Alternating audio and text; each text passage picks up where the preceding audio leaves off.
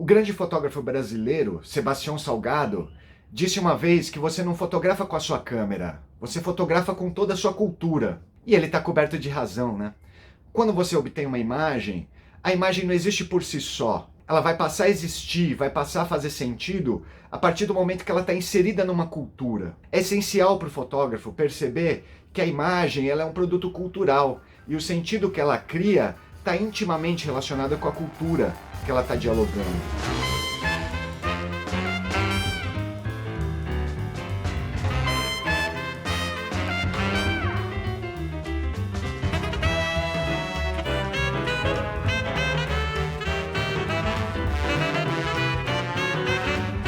É para discutir essa relação entre a cultura e a fotografia que na aula de hoje a gente vai ter duas participações mais do que especiais, né? A gente vai ter a participação do professor Douglas, que é mestre em História Cultural. Ele vai discutir um pouco a historicidade que as imagens trazem em si, vai dar alguns exemplos bastante elucidativos. E a gente tem também a participação do professor Alex, que é mestre em Estudos Culturais, que vai fazer uma abordagem um pouco mais metodológica do olhar fotográfico e do olhar antropológico, essa questão do distanciamento e da aproximação. Então, assistam esse vídeo até o fim que está fantástico. Olá, meu nome é Douglas, eu sou professor de História e me propus aqui, junto com os professores Alex e Daniel, construir esse vídeo para pensar os diferentes olhares que uma mesma imagem ou que a imagem pode ter. Eu vou trazer essa análise histórica partindo desse cartaz do Lord Kitchener, produzido em 1914, a partir de um jornal, London Opinion. Então foi Alfred Leach que criou esse cartaz para uma campanha publicitária dentro do jornal, e depois a campanha de guerra da coroa britânica utiliza esse cartaz para o recrutamento de soldados. Um cartaz muito famoso, e ele vai influenciar outros cartazes na Itália, na Alemanha, na Rússia e também nos Estados Unidos, e que se utiliza de dois recursos muito curiosos que tanto a obra de arte e a fotografia vão se utilizar.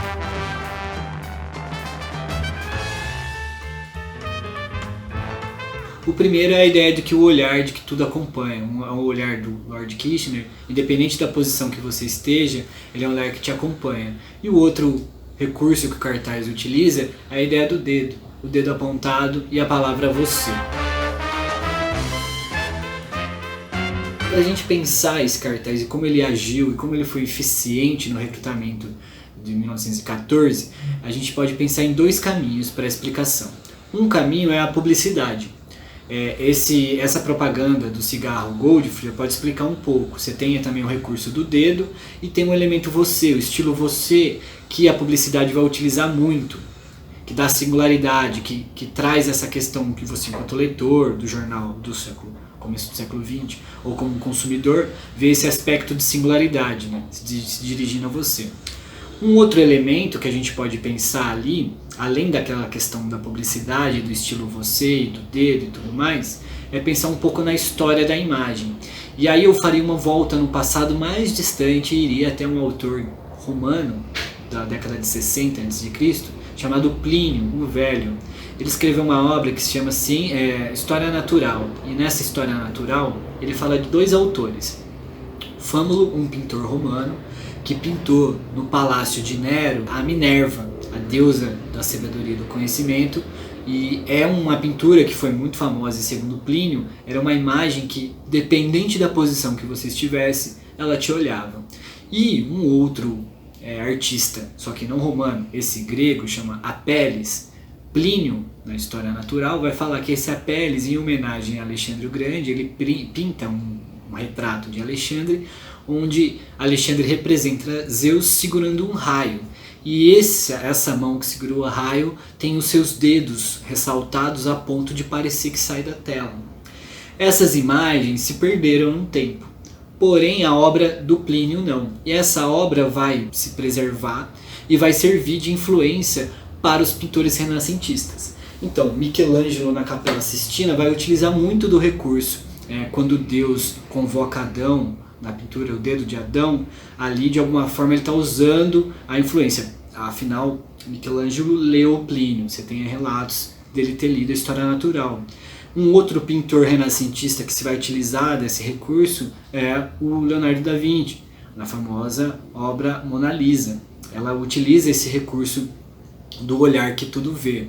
Um outro artista também que eu acho que é pertinente colocar é o Caravaggio, né? Nessa obra onde você vê que Jesus convocando Mateus, você não tem um dedo que sai da tela, mas você tem a ideia do dedo que aponta para alguém. Curioso pensar que tanto a obra do Caravaggio, onde Jesus convoca São Mateus, como a obra da Capela Sistina, onde Michelangelo coloca Deus convocando Adão, você tem no cartaz do Lord Kitchener uma convocação, um chamamento a partir de dois recursos muito curiosos, a ideia do olhar e a ideia do dedo apontado.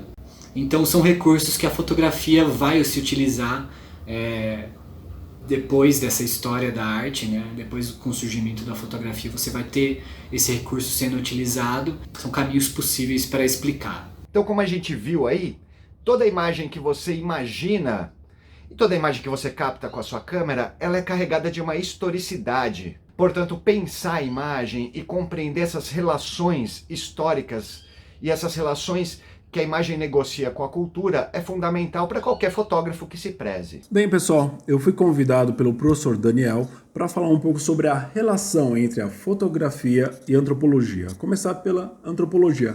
O que é antropologia? Antropologia seria os estudos da alteridade, o estudo do outro, né? Esse outro que pode ser distante, que pode ser próximo. Em linhas gerais, a antropologia vai se encarregar de estudar a cultura, os costumes e principalmente toda a teia de significados que há por trás do comportamento humano. Como diria o antropólogo Clifford Geertz, o antropólogo americano Clifford Geertz, toda ação humana ela está envolvida a uma teia de significados, para além daquilo que a gente costuma enxergar como apenas uma ação humana. Nesse sentido, o antropólogo ele vai se utilizar de alguns recursos metodológicos. Um deles é a observação participativa ou a observação participante. É onde o pesquisador ele se insere naquela cultura que ele está pesquisando para tentar captar melhor esses sentidos por trás da ação. Outro recurso metodológico utilizado é o recurso etnográfico. É onde, através dessa observação minuciosa, ele vai registrar tudo aquilo que ele vai enxergar no campo, tudo aquilo que ele vai ver, tudo aquilo que ele vai presenciar. Nesse sentido, a antropologia ela vai combinar muito com o trabalho do fotógrafo. Porque se o antropólogo ele vai registrar escrevendo, o fotógrafo vai registrar o quê? Através da observação, através do registro da imagem. Por isso que é muito importante que o fotógrafo ele tenha essa sensibilidade do olhar apurada para enxergar aquilo que os outros não costumam enxergar. E principalmente, dentro da fotografia, tentar transmitir os sentidos por trás daquela ação.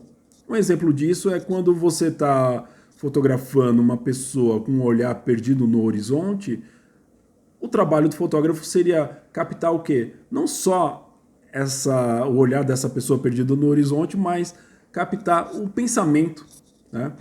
Quando você tem uma reunião de pessoas sentadas à mesa, né, o trabalho do fotógrafo seria o de captar os aromas, os sabores, né, ou os diálogos que estão por trás daquela cena. Nesse sentido, antropologia e fotografia estão ali muito próximas. E para dar como exemplos, eu vou citar dois nomes importantes, né?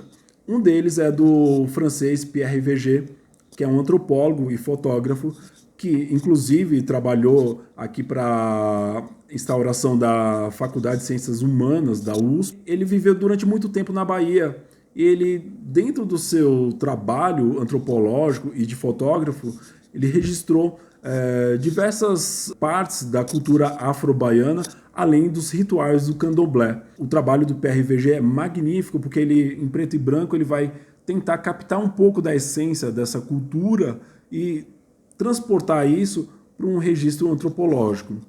Outro trabalho, né, e outro nome que eu destaco é do fotógrafo mineiro Sebastião Salgado, né, que não é antropólogo, mas toda a sua obra está carregada de toda uma experiência, uma significação antropológica muito rica. Dentre as suas obras eu destaco o trabalho que ele fez com o pessoal do Movimento Sem Terra, onde ele foi registrando ações cotidianas desse movimento por luta por terra e moradia, transmitindo, né, um pouco da rotina desse grupo social. Então vale muito a pena analisar toda a obra, tanto do Sebastião Salgado como do Pierre Verger, entre outros antropólogos que vão combinar antropologia e fotografia.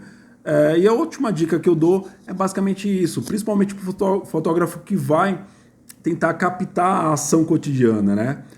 Tente se colocar como um estrangeiro, mesmo numa localidade que para você é conhecida. Então vamos supor que você vai registrar a ação das pessoas dentro da sua casa. Imagine que você está chegando ali pela primeira vez, que você está observando como um estrangeiro, mas sem alterar o comportamento e a ação das pessoas, né? Se coloca numa posição ali onde você vai conseguir capturar a ação natural dessas pessoas sem que elas percebam, sem que elas sofram uma influência do registro da fotografia. Vocês vão perceber que vocês vão conseguir captar, para além das ações, os sentidos por trás dessas ações. Então, acredito que é essa dica aí que eu poderia colocar aí para vocês, misturando esses dois elementos, a antropologia e a fotografia.